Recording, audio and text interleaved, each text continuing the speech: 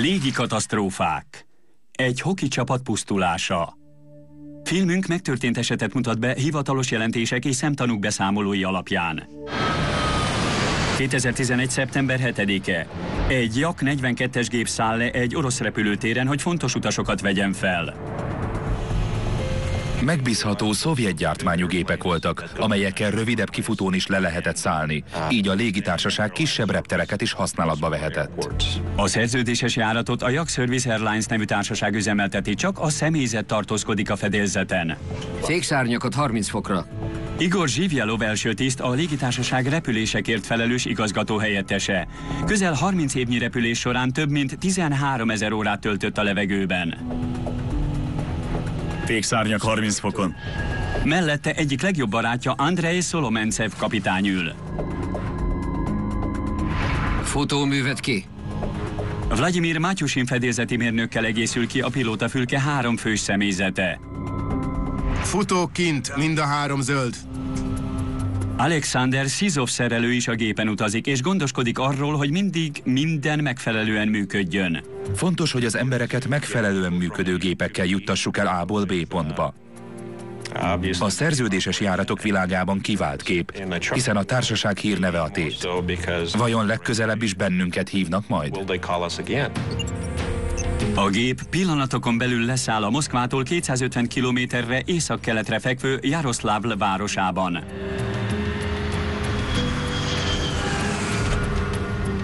Rázós volt a leszállás Jaroszlavlban. Leszálláskor elpattant a gép. Kicsit durva volt. Biztos izgulok. Lehet, hogy figyel az elnök.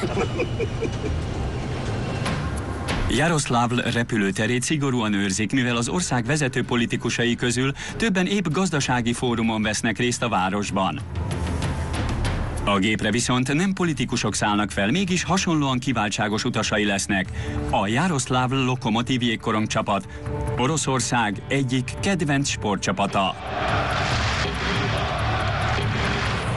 Fantasztikusak voltak a szurkolóik. Hangosan drukkoltak kedvenceiknek, és az ember tudta, ha az ellenfél csapatában játszott. Mike Fountain, a Nemzeti Jégkorongliga, az NHL egykori kapusa, játszott már a Lokomotív ellen Oroszországban. Ott mindig utánozhatatlan hangulata volt a meccseknek. Igazi hokiváros. Imádták a jégkorongot. A jégkorong szinte vallás Oroszországban. Az emberek imádják a sportágat és a játékosokat, akiket hírességnek, igazi sztárnak tartanak.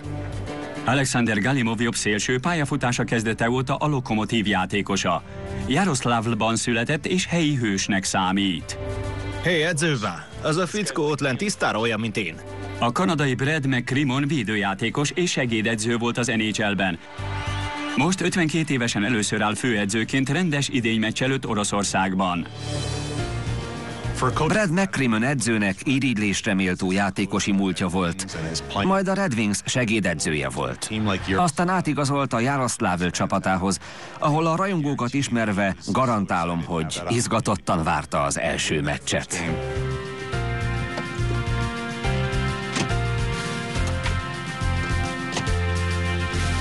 Az ország legjobb játékosai vannak a csapatban, köztük Iván Tkacsenko csapatkapitány. Volt szerencsém éveken keresztül Tkacsenko ellen játszani. Fantasztikus hoki játékos. Az a fajta fickó, aki a meccsen mindig előtted van, és mindig a gólra hajt. A Lokomotívnak nyerő szériája volt az előszezonban, ahol 9-ből 7 meccset megnyert. A szurkolók szerint idén jó eséllyel elvihetik akár a Gagarin kupát is. Azt akarják, hogy nyerd meg a bajnokságot. Nagyra tartják azt a kupát. Kérsz? Aha. Idén megnyerjük. Tényleg? Igen. Zsivjelov első tisztnek a légitársaság vezérigazgatói posztját kihasználva sikerült elintéznie, hogy hőseivel együtt repüljön. Ezen az úton Solomentsev kapitány repül. Zsivjelov pedig rádiózik az első tiszti ülésből. A hívójelünk Tunosna? Jaroszlav. Jaroszlav 42434, engedélyt kérünk hajtómű indításra. 42434, clear to start. A személyzet beindítja a Jak 3 hajtóművét. Indítom a 3-ast. És beállítják a gép vízszintes vezérsíkját a felszálláshoz. Nálad mennyi? 9? Szerintem inkább 8. 8,5. Fékszárnyak és orrsegédszárnyak beállítva. A járat Fehér Oroszországba, a 2 órányira fekvő Minszkbe tart. A játékosoknak ez az első a szezonban rájuk váró megannyi útból. A hoki játékosok Oroszországban is ugyanolyanok, mint Észak-Amerikában. Megvannak a csapatban a mókamesterek, a csendes, visszahúzódó fickók, akik a sarokban ülnek, a bulizósok, akik előző éjjel mulatni voltak, és mindig van valami jópofa történetük. Érdekes, hogy ez mindenhol így van. A kormányok ellenőrizve. Indítás utáni ellenőrző lista végrehajtva. Tolóerő beállítva. 2011. szeptember 7-én délután közvetlenül 4 óra előtt a gép gurulni kezd a kifutópályán. Felszállunk. Az emelési sebesség 190.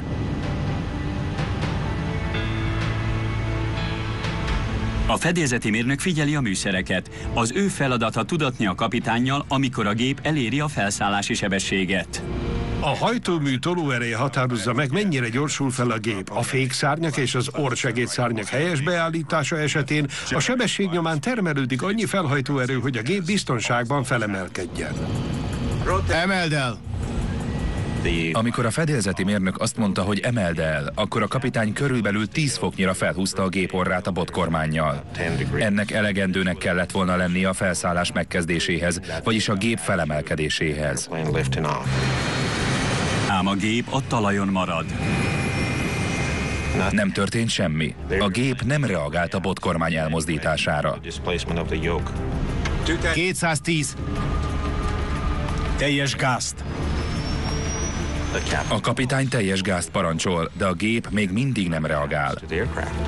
Az utasok némelyike megérzi a veszélyt. Az orosz gépek nem az európai és észak-amerikai normák szerint működnek, ezért európai és észak-amerikai játékosoknak mindig kicsit ijesztő oda átutazni. A kifutó 3000 méter hosszú.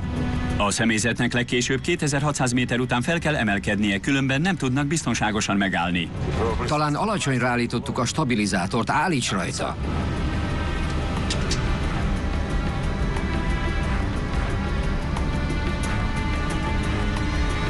Csak hogy ez sem segít.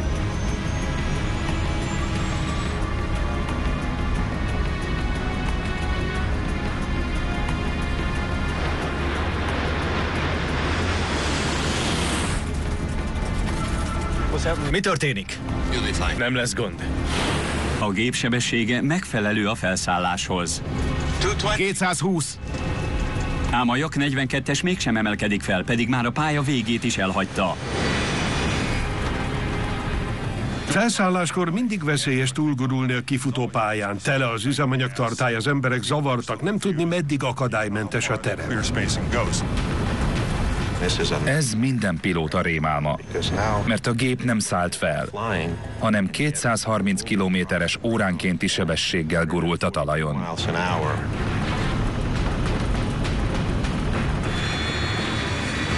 Mit művelsz? A személyzet kétségbeesve próbálja felemelni a gépet. Végül csak sikerül.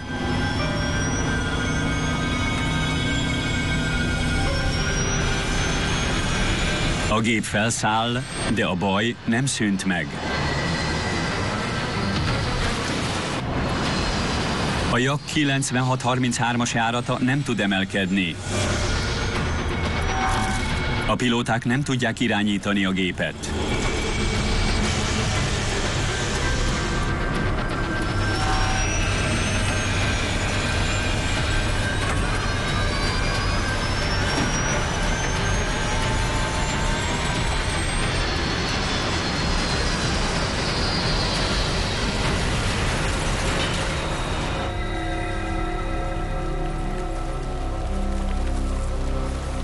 A Jak 42-es a Volga folyóba zuhan, a kifutópálya végétől alig 1 kilométerre. A folyón járőröző helyi rendőrök érnek először a roncshoz. Alexander Galimov sztárjátékos túlélte a zuhanást. Én jól vagyok. A többieknek segítsenek. Alexander Szizov szerelő is életben van. Ide! Segítsenek, kérem! A mentők megdöbbenve fedezik fel, hogy az ország leghíresebb sportolói közül jó néhányan a gépen tartózkodtak. Köszönöm. Galimov vagyok. A part közelében kicsavarodott roncsok lángolnak. A szemtanúk leírásából szörnyű jelenet tárul elénk a becsapódás után. A bámészkodók a sűrű füsttől nem látják jelét további túlélőknek.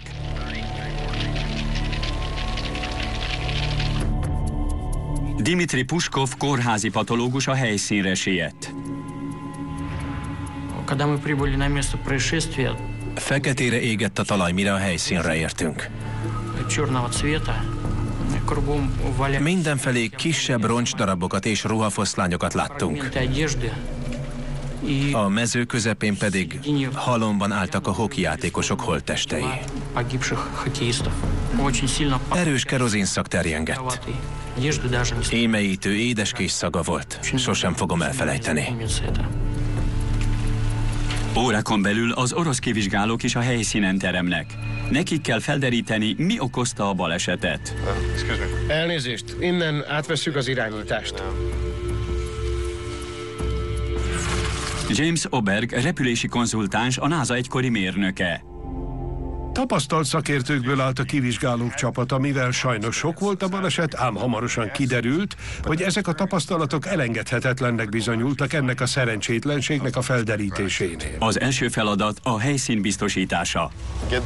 Küldjék el ezeket az embereket. A tragédia híre bejárja a várost. Így szurkolók és hétköznapi emberek egyaránt kíváncsiak a roncsra. Kevesen hiszik el az esetet, így maguk akarnak meggyőződni róla, illetve elköszönni a hokijátékosoktól.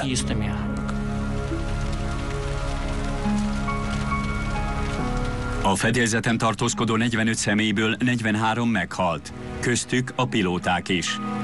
A Lokomotív jégkorong csapata szinte teljesen megsemmisült. Jaroszlavlban mindenkit megérintett a tragédia. Sokan nem csak hokijátékosként, hanem személyesen is ismerték ezeket a fiúkat. Ezért érintett mindenkit ilyen súlyosan a tragédia.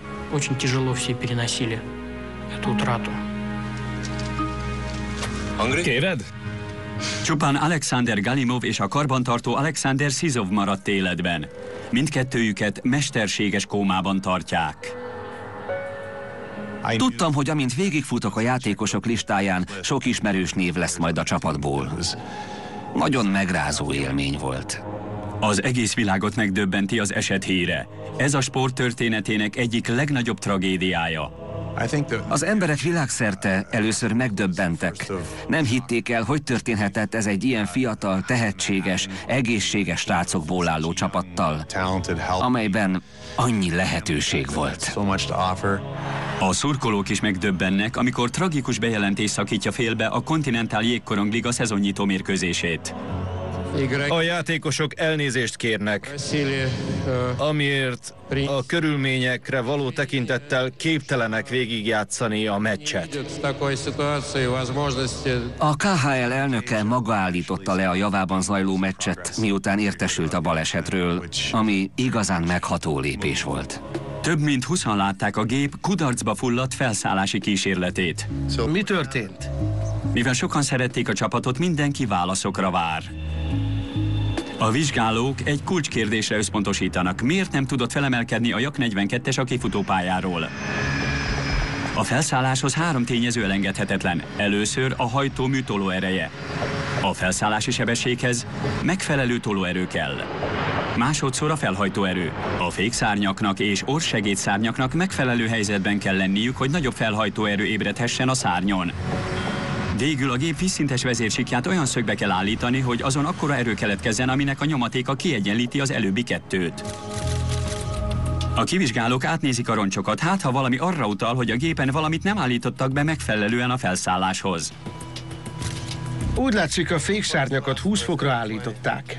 Gyorsítás közben, ha a szükségesnél nagyobb fékszárny, illetve orrsegédszárnyat használnak, az túl nagy ellenállást eredményez. Mindegyiknél megvan az ideális tartomány, azon belül kell lenniük. Ha azon kívül estek, akkor vagy túl kevés lesz a felhajtóerő, vagy túl nagy az ellenállás.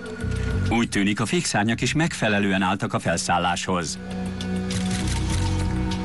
A vízszintes vezérsík is megfelelő szögben állt. Jónak tűnik. A felhajtóerővel a jelek szerint minden rendben volt. A kivizsgálók olyasmit sem találnak, ami arra utalna, hogy a hajtóművek nem szolgáltattak elegendő tolóerőt a gép felszállásához. Megvizsgáltuk a hajtómű beállításokat, a kerozin minőségét. Az ember mindig ezeket nézi meg először. A hajtómű teljesítményét csak a gép repülési adatrögzítője erősítheti meg. Ez a repülés minden részletét rögzítő 2 doboz egyike. És ezek rejtik a történtek megértésének kulcsát, csak hogy mindkettő a Volga folyóból került elő. Az adatelemzés előtt lassan és óvatosan ki kell szárítani őket. Rendben, mindkettőt azonnal vigyék Moszkvába. Továbbra is rejtély, miért nem tudtak felszállni a 9633-as járat pilótái a kifutóról. De van egy másik égető kérdés is. Miért nem szakították meg a felszállást a gond első jelét látva? A kérdés tehát, hogyan kellett volna döntenie a személyzetnek? Mikor tudtak volna eleget ahhoz, hogy a felszállás megszakítása mellett döntsenek? Eközben az ország egyik legnagyobb tragédiája után egy nappal Dmitrij Medvegyev orosz elnök is a helyszínre látogat. A híres csapat miatt nagy publicitást kapott az eset. Persze minden egyes haláleset mindig nagy tragédia, különösen a repülésben. És ahogy már említettem is, a hoki, ha úgy tetszik, nemzeti sport Oroszországban.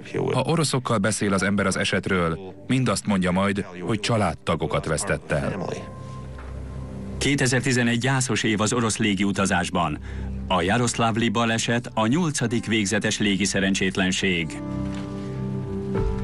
Alig 3 hónappal korábban 47-en halnak meg egy reptér közelében, Moszkvától 650 kilométerre északra. A Raser 96 OH5-ös járata egy késő éjszakai leszállás során egy autópályába csapódik. A Jaroszlávli tragédia felkelti az egész világ figyelmét. Medvegyev elnök bejelenti, hogy radikális változásokra van szükség az orosz légiközlekedésben. Mindig nagy nyomás nehezedik az ilyen eseteket kivizsgáló és válaszokat kereső csapatra, de amikor maga az ország elnöke áll elő azzal, hogy most jól kell csinálni, mert az egész ország válaszra vár, biztos vagyok benne, hogy úgy érezték, most az egész ország és az áldozatok családjai előtt is bizonyítaniuk kell. Gyorsabban kell dolgoznunk. A kivizsgálók kétségbeesve keresik, mi történt a 9633-as járat útjának végső pillanataiban.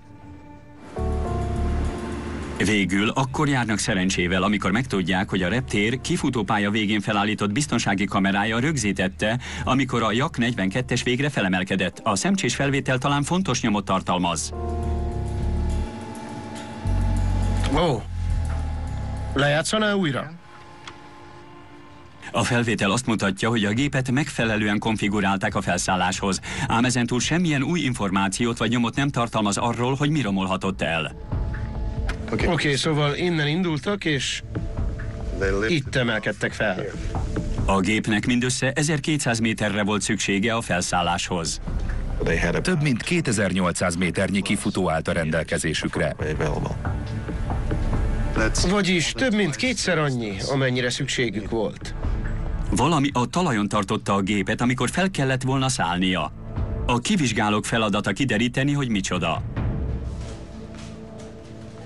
Egy elgondolás szerint a gép egyszerűen túlsúlyos volt. Többletsúly esetén nem csak felemelkedni nehezebb, ami súlyosabb, az nehezebben is gyorsul fel. Ezt közel 9 évvel korábban az észak-karolinai Charlotte-ban már megtanulták. Egy ingázó járat mind a 21 utasa életét vesztette, amikor gépük a felszállás után nem egészen 1 perccel a talajba csapódott és lángba borult. Mindössze 263 kg-mal lépte túl a megengedett maximális tömeget. Az Egyesült Államok hadseregének legtöbb áldozatot követelő békebeli légi szerencsétlenségénél is kulcstényező volt a tömeg. Ott az Aero Air 1285-ös járatán utazó 248 katona és nehéz felszerelésük tömegét becsülték alá. A DC-8-as a kifutópálya vége után 900 méterrel zuhant le az újfunlandi Garderben. A fedélzeten lévők közül mindenki meghalt. Ha alábecsülik, vagy egyáltalán nem is számítják ki a tömeget, nem lehet pontosan tudni, mit várhatunk a repülőgéptől.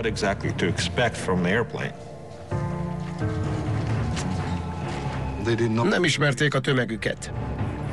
Amikor a kivizsgálók megtudják, hogy a Yak Services nem is használt csomagmérleget Jaroszlavl repülőterén, még inkább a többlet-súlyra kezdenek gyanakodni. Nem állt módjukban lemérni a gépre kerülő felszerelés, csomagok és rakomány súlyát. Ezért csupán becslést végeztek.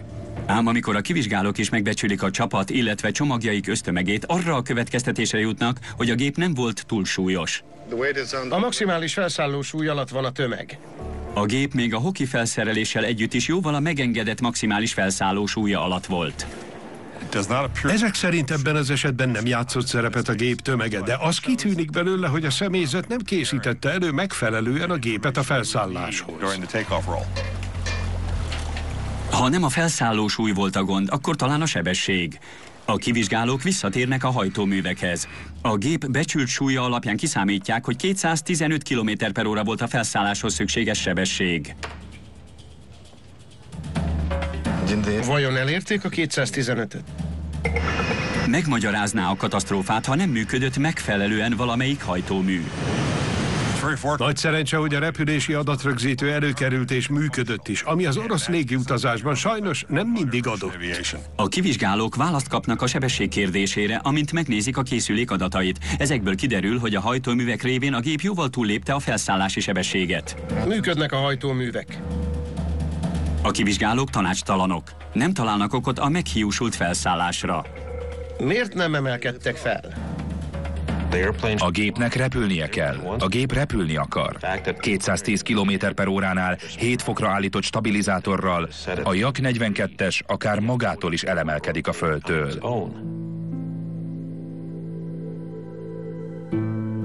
...2011. szeptember 10-én 40 000 gyászoló szurkolóval együtt Vladimir Putyin orosz miniszterelnök is részt vesz a Lokomotív játékosainak gyászszertartásán. Két nappal később Oroszország egyik legjobb hoki csapatának utolsó életben maradt játékosa, Alexander Grimovics belehal sérüléseibe. Ezzel 44-re emelkedik a jaroszlavli tragédia halálos áldozatainak száma. Egy egész nemzet gyászolja a sok fiatal sportoló elvesztését, a légi szerencsétlenség kivizsgálóira pedig egyre nagyobb nyomás nehezedik, hogy válaszokkal álljanak elő. Az orosz kormány rászállt a kivizsgálókra, eredményeket vártak. Az igazságot, hogy pontosan mi történt.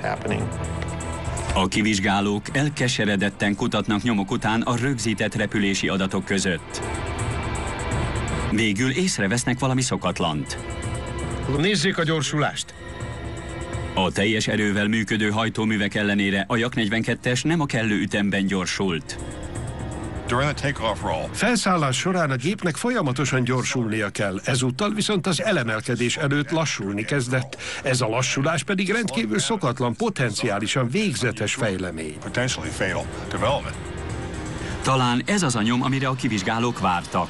Ha a magyarázatot találnak a gyorsulás bizarr visszaesésére, talán végre kiderül, mi végzett az ünnepelt csapattal és a személyzettel.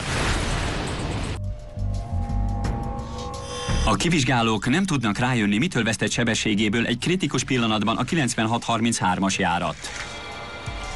Talán fékeztek felszállás közben. Bármilyen bizarr lehetőség, akár a fékpedálok nyomvatartása megmagyarázná a gép szokatlan viselkedését. Valami fékezte a gépet, miközben mindenképpen gyorsítani szerették volna. Az elmélet megerősítéséhez a kivizsgálók Moszkva közelében a Gromov repülési kutatóintézetben végeznek kísérletet. Gromov kifutópályája mintegy 5000 méteres, vagyis nagyon hosszú, így alkalmas tesztrepülésre. A repülési adatrögzítő adatai alapján a pilóta pontosan rekonstruálja a 9633-as járat útját. Először fékezés nélkül próbál felszállni. Elértük az elemelési sebességet. A tesztgép mindössze 1200 métert gurul a kifutón, amikor könnyedén felemelkedik. Aztán ismét megpróbálja a felszállást. Ezúttal fékez. Fokozatosan nyomták a féket, hogy felszállás közben lelassítsák a gépet.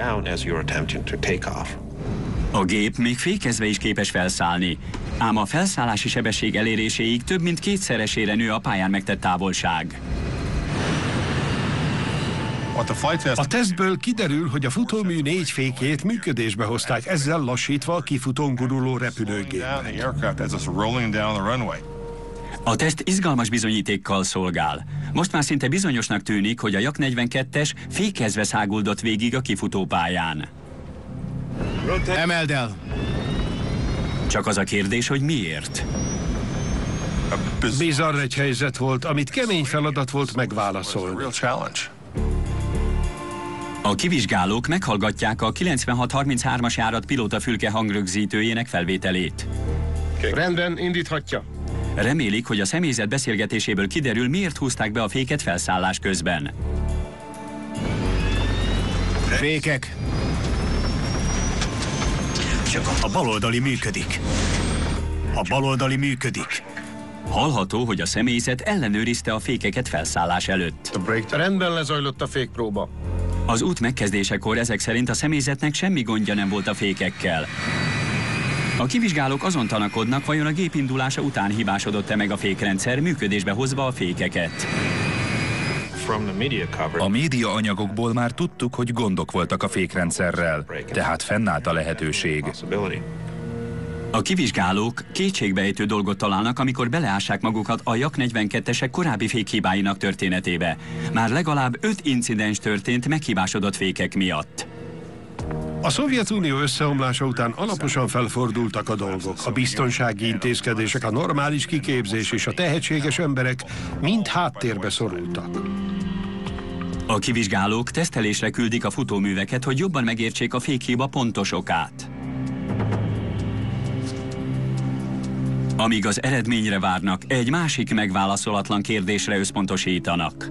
Miért próbáltak még jóval azután is felszállni, amikor visszatekintve már egyértelműen visszakozniuk kellett volna? Talán a pilótafülke hangrögzítője megválaszolja, miért döntött a rázós felszállás folytatása mellett a személyzet.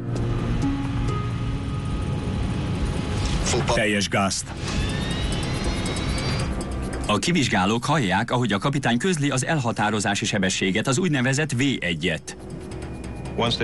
Amikor a gép közelíteni kezd az elhatározási sebességhez, a kapitánynak el kell döntenie, hogy folytatja vagy megszakítja a felszállást.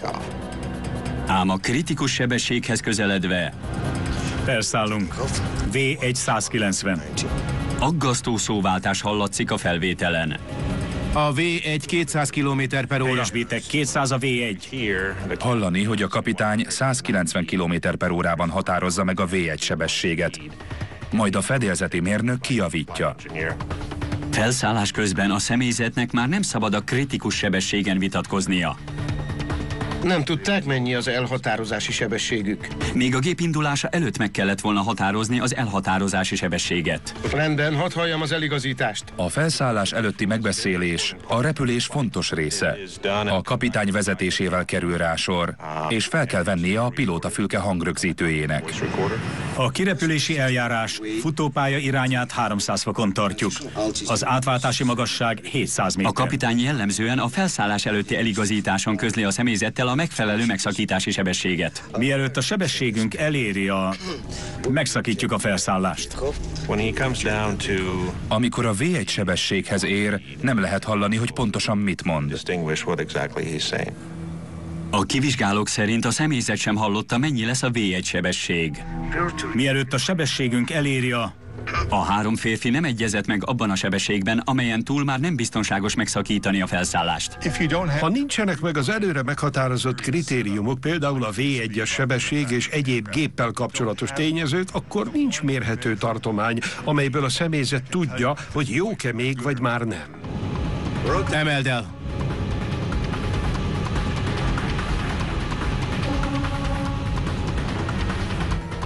Az elemelési kísérlet után 3-5 másodperccel megszakítják a felszállást, még idejében meg tudnak állni, és mindenki életben marad. Ehelyett elkezdik keresni a problémát. Talán túl alacsonyan van a stabilizátor, állíts rajta. Aztán elfogy a kifutó. A számítások szerint az első felszállási kísérlet után a pilótáknak 5 másodperce volt eldönteni, hogy megálljanak-e. Volt idejük megállni. Eljutottak arra a pontra, amikor már nem akarták megszakítani a felszállást, hanem tovább próbálkoztak. A pilótafülkében mindenki úgy érezte, hogy bármelyik pillanatban felemelkedhet a gép, hogy már csak egy kicsivel kell gyorsabban menni, és felszállnak. A kivizsgálók arra a következtetésre jutnak, hogy a felszállás folytatása végzetes hiba volt a személyzet részéről, ám az okot illetően csupán találgatni tudnak. Talán a pilóták kényszert éreztek, hogy híres utasaikat idejében eljuttassák úti céljukba. A személyzet persze minden igyekezetével azon volt, hogy teljesítse a feladatát, hogy elszállítsa a csapatot a szezonnyitó meccsre. Nem vet jó fényt a társaságra, ha a karbantartás miatt késik a gép. Vajon legközelebb is bennünket hívnak majd? Ki tudja, talán nem. Közben megérkeznek a fékrendszer elemzésének eredményei. Nincs jele mechanikai hibának. Működtek a fékek. Kiszámították, hogy 1 milliárd az 1-hez az esélye, hogy mindentől függetlenül véletlenül egyszerre hibásodjanak meg, vagyis szinte kizárt. Az eredmény ismeretében nyugtalanító következtetésre jutnak a kivizsgálók. Az egyik pilóta maga hozhatta működésbe a fékeket. Alaposabban meg kell vizsgálnunk a személyzetet. A kivizsgálók tudják, hogy ha bejelentik, hogy a személyzet hibázott, az emberek tudni akarják majd az indítékaikat. Az orosz kultúrában mindennapos, hogyha valami elromlik, mindenki az esetnél jelenlévőket okolja. Így azonosíthatók azok, akik oda helyezték őket, akik döntése alapján oda kerültek, így ők maguk nem okolhatók. Kevesen hajlandóak elhinni, hogy a két tapasztalt pilóta egyike felejtette a fékpedálon a lábát felszálláskor. Sokan felvonták a szemöldöküket az orosz repülési iparban. Tudjuk, hogy az első tiszt kiváló pilóta volt, aki több mint 13 000 órát repült első tiszt és kapitányként. Ám a személyzet repülési feljegyzését vizsgálva szembeötlik egy újabb nyom. Mindkét pilóta rutinszerűen tanult repülni a Jak repülőgép két különböző változatán. A Jak 40-es régebbi regionális gép. 1968-ban hozták forgalomba, és legfeljebb 32 utas szállítására alkalmas. A nagyobb Jak 42-es 1980-ban indult első útjára. Nyilazott szárnya és sugárhajtóműve révén 3-szor annyi utas szállít, akár hosszabb távokon is. Mindkét pilóta a Jak 40-essel volt tapasztaltabb, de Jak 42-essel is repültek, attól függően, melyik volt épp szabad. A legtöbb légitársaságnál a pilótáknak nem szabad váltogatniuk a géptípusokat. Nem helyén való egy pilótát egyszerre 2 géptípusra kiképezni. Egyre inkább úgy tűnik, hogy a két különböző, de hasonló géptípushoz szokott személyzet összezavarodott a pilótafülkében. A kivizsgálók a fékpedálokra összpontosítva észrevesznek egy apró, ám talán jelentős különbséget. Látni akarom a pedálokat. A Jak 40-es fékpedálja teljesen körülöleli a pilóta talpát. A Jak 42-esét viszont úgy alakították ki, hogy a pilóta sarka a padlón nyugszik. 2 különböző géptípussal röpködtek oda-vissza, amelyeknél máshogy kellett a fékre helyezniük a lábukat, és ekkor kezdtünk rádöbbenni, mi történhetett. A Jak 40-eshez szokott pilóta talán az egész talpát a fékpedálra helyezte, ezzel működésbe hozta a fékrendszert. Ha a Jak 42-es fékpedálján pihentetjük a lábunkat úgy, ahogy a Jak 40-esén tennénk, elképzelhető, hogy akkora nyomást fejtünk ki a pedál tetejére, hogy működésbe lépnek a fékek. Lehetséges. Egy ilyen hiba elméletben kiválthatta a balesetet. Ám a kivizsgálóknak vannak még kérdéseik. Nem értik, hogy nem vehette észre azonnal a pilóta a hibáját. 4,5, 7-9 kilóval kell a pedálra nehezedni, ami jelentős súly. Azt gondolnánk, hogy az ember ezt megérzi. A lehetséges magyarázat csak akkor merül fel, amikor megvizsgálják a személyzet egészségügyi adatait. Igor Zsivjelov első tisztet titokban egy idegi rendellenességgel kezelték, vagyis nem is volt alkalmas a repülésre. Az első tisztnek olyan idegi rendellenessége volt, amitől elzsibbadnak a végtagok. Elzsibbadt a lába. Egészségügyi probléma volt. Lassan jelentkezett. Nem ájult el, csak éppen kevésbé érezte, hogy mit csinál éppen a lába. Ezért felvetették, hogy az első tiszt talán úgy nyomta be a fékpedált, hogy nem is tudott róla. Nézzék! Nézzék, mi történt. A fékek pedig több módon is befolyásolták a gép röptét. Teljes gázt. Azon túl, hogy lelassították a gépet, az orr felemelkedését is gátolták. A hajtóművek és a fékek egy előre bólintó nyomatékot fejtenek ki. Ha egy guruló repülőt megfékezünk, az egy előre bólintó nyomatékot ad. A Jak 42-es úgy viselkedett, mintha odaragasztották volna a kifutóhoz. Talán túl alacsonyan van a stabilizátor, állíts rajta. A személyzet orr emelési kísérletei csak tovább rontottak a helyzeten, miután a gép felemelkedett a talajról. Abban a pillanatban, hogy megszűnik a pályán guruló gép fékezése miatti előre forgató nyomaték, a gép nyomaték egyensúlya megbomlik, mivel túlsúlyba kerülnek a hátrafelé forgató nyomatékok. A szárnyon ébredő, illetve a stabilizátoron és a magassági kormánylap kitérítése miatt keletkezett nyomaték felkapja a gép orrát. A gép orra azonnal felemelkedik hirtelen, mint egy 2 másodperc alatt 20 fokot, és így nem lehet a levegőben maradni. Az orr gyors felemelkedése miatt a szárnyak állásszöge túl nagy lesz. A felhajtóerő lecsökken, az ellenállás megnő, és a gép átesik. Onnantól az egész egy nagy halom, megállíthatatlanul zuhanó fém, kerozin és hús. A kivizsgálók újabb megdöbbentő felfedezésre jutnak a pilóták adatlapjait böngészve. Micsoda? Nem végezte el a kiképzést? A 2 pilóta kiképzési jegyzőkönyveiben felfedezték, hogy több esetben olyan repülési feladatokra is megkapták a képesítést, például rossz látási viszonyokra és rossz időjárásra, amelyekre nem végezték el a vonatkozó kiképzést. Amikor a kapitány épp az átképzést végezte, egy időre abba hagyta, majd újra kezdte, aztán munkáltatót váltott. Utána viszont nem vették figyelembe ezt a kihagyást. Az első tiszt egyes kiképzési iratait pedig meg sem találták. Nálad mennyi? 9? Szerintem inkább 8. 8,5? Hiába volt tehát tapasztalt a személyzet. A Jak 42-es irányításához nem kaptak megfelelő kiképzést. A Szövetségi Légiközlekedési Ügynökség azonnali hatállyal felfüggesztette a Jak Services légitársaság működési engedélyét. A típusra felszállási tilalmat adtak ki, a Jak Services pedig bezárt.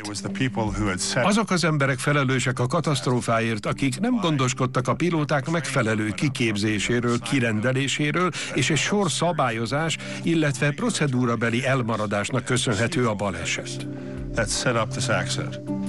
Egy végső felfedezés segít a kivizsgálóknak átlátni, pontosan milyen lépések vezettek a balesethez. A repülési adatrögzítő adatainak tanúsága szerint a személyzet másodpercekkel a becsapódás előtt vétett még egy kritikus hibát, ami végül a fedélzeten minden kivesztét okozta. Mit művelsz? Teljes gázt!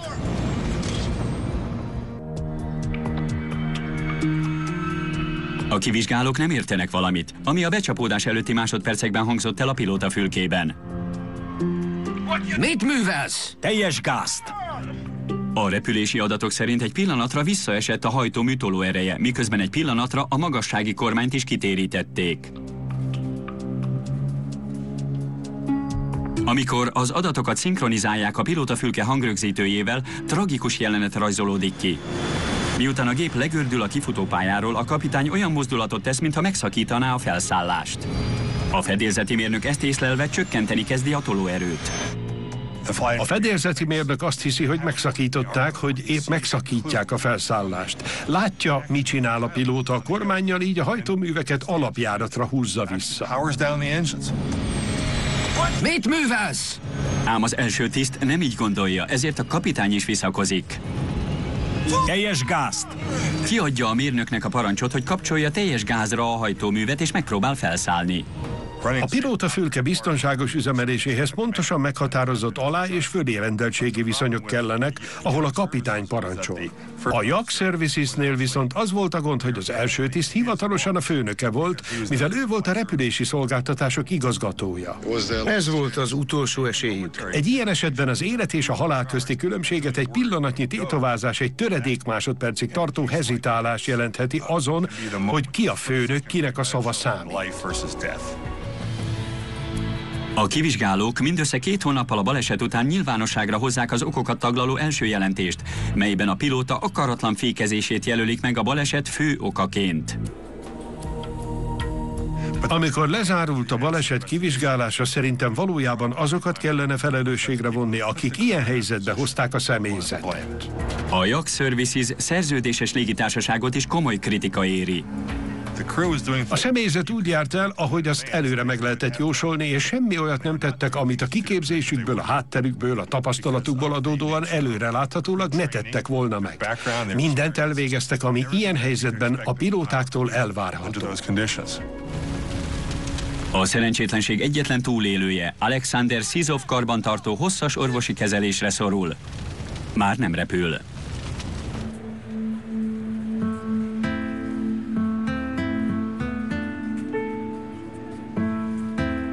A sport történetének egyik legsúlyosabb tragédiáját követően a Jaroszláv Lokomotív lemondja az egész 2011-es szezont.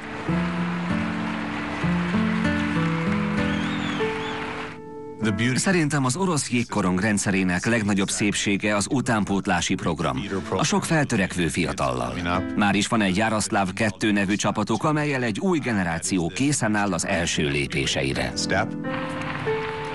A következő évben diadalmasan tért vissza a csapat. Jaroszláv városa pedig újra reménykedhet a kupagyőzelemben. A Lokomotív szurkolói ráadásul a csapatkapitány Iván Tkacsenko igazi személyiségét is megismerhették. Iván évek óta rubel milliókat adományozott névtelenül súlyos beteg gyerekeknek. A felszállás előtti percekben tett utolsó adományát egy kórházban fekvő 16 éves kislány részére küldte, akivel sosem találkozott. Egyesek remélik, hogy a jaroszlávli tragédia nyomán biztonságosabb lesz az orosz légiközlekedés. Amíg ott játszottam, annyival intézték el a légi szerencsétlenségeket, hogy ugyan Mike, Oroszország már csak ilyen. A szervezetben minden játékos társamnak ez volt a hozzáállása. Oroszország már csak ilyen. Remélem ez a sajnálatos tragédia azért felnyitja majd egyesek szemét. Az állam is hangsúlyt helyezett arra, hogy megtisztítsák az iparágat azoktól a kisebb szervezetektől, amelyeket nem nagyon szabályoznak, és nem ellenőriznek rendszeresen. A 96-33-as járat tragédiája kijózanító módon világított rá az orosz légiutasszállítás helyzetére. Az iparágban sokak szerint mostantól sokkal erősebben kell törekedni arra, hogy az ország légiutasszállító iparában elterjedjen és fennmaradjon a biztonság. Megvan a remény a szabályozás bevezetésére, de folyamatos éberség szükséges hozzá. Ezt procedúrákkal nem lehet helyrehozni, csak kulturális változás útján. Ezt a kulturális változást pedig pokoli nehéz lesz elérni, de ha nem tesszük meg, nagy árat fizetünk majd a mulasztásunkért.